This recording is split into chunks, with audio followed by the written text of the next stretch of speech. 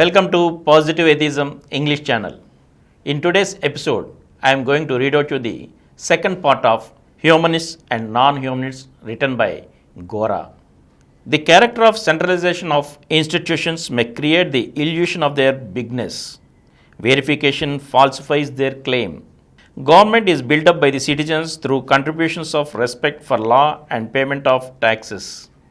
If a considerable section of people withdraw cooperation, withhold taxes, any government is bound to collapse.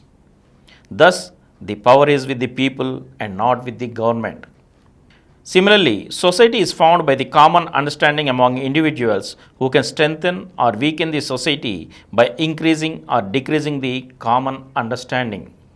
Beyond the common understanding, every individual has his or her private affairs.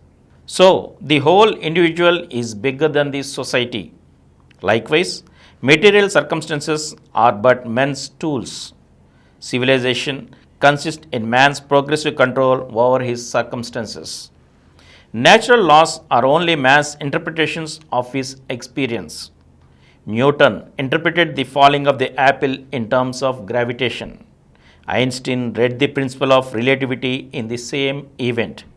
Another may explain it differently too. Man is the author of natural laws. He is also the author of class, caste, racial, national, cultural, and partisan distinctions. They change with the change of his mind. Every revolution erases them. Thus, man is the master everywhere.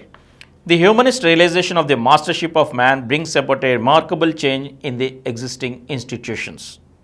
Non-humanists submitted to the institutions and allowed unscrupulous men to exploit them in the name of respect for institutions.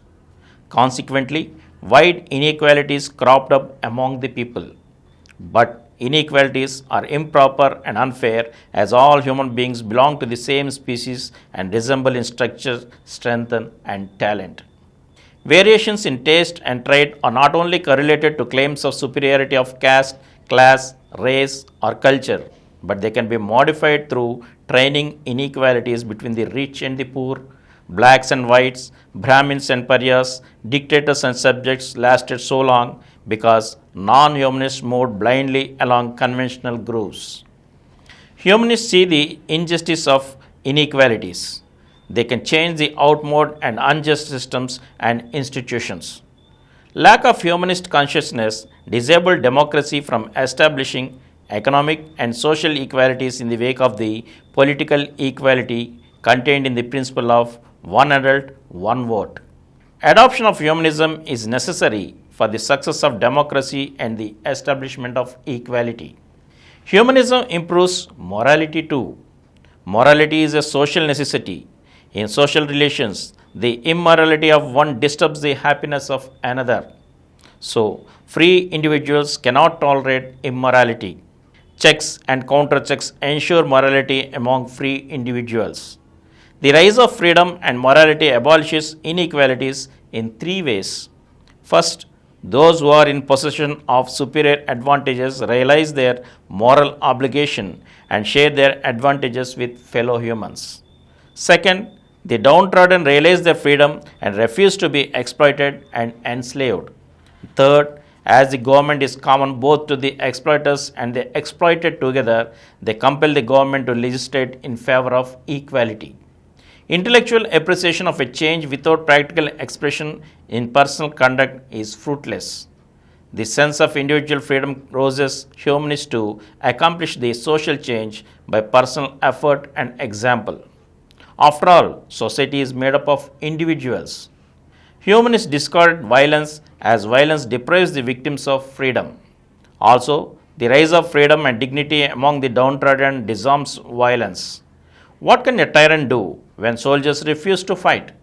Further, humanists resolve conflicts by lifting the dispute to the level of humanness which is common to both the contenders. Class struggles, national wars, party squabbles, and racial conflicts are out of place where people feel human.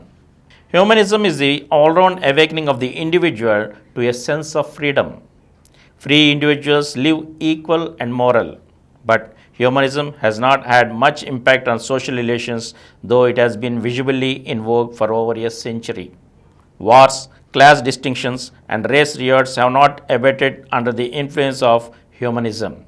The reason is clear. Humanists are hesitating to accept atheism, which is the principal feature of humanism.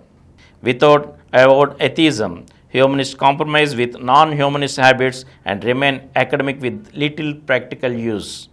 On the other hand, atheism activates humanists, checks immorality and inequality, and keeps vigil on social relations.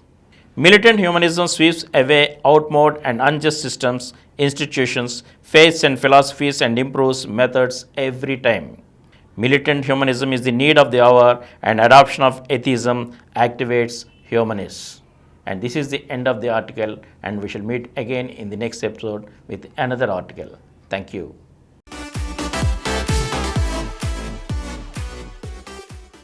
For more videos, please subscribe to our Positive Atheism English channel presented by Dr. Samaram Multi-Channel Network, which is nearby 20 crore views.